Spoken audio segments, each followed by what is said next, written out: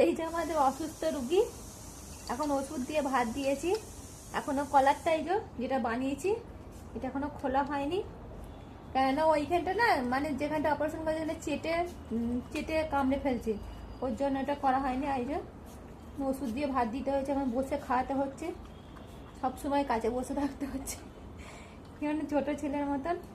খাও খাও খাও খাও।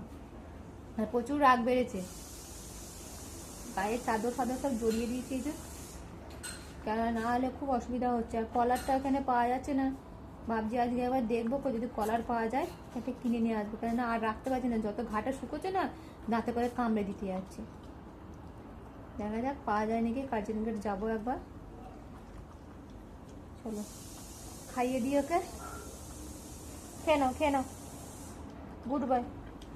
খাবারটা ঠিক খাচ্ছে কিন্তু বদমাইশিটা অনবরত করছে, ওই যে অন্য কিছু না, চেটে চুটে দিচ্ছে, কোনটা ব্যথা রয়েছে।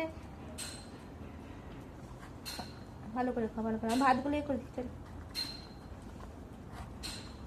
আর ওষুধটা খেলে, এই অ্যান্টিবায়োটিকটা খেলে পরে একটু ঘুমোবে, ব্যথার ওষুধটা দিলে একটু কমবে ব্যথাটা, তার জন্যেই।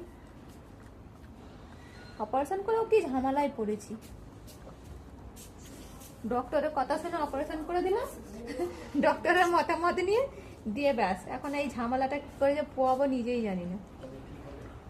এবার 5-6 দিন হলো, 6 দিন হলো অপারেশন করেছি, 6 দিন এই একভাবে যেটা চলছে, আজ থেকে আর বেশি করে বদমাইশি করছো।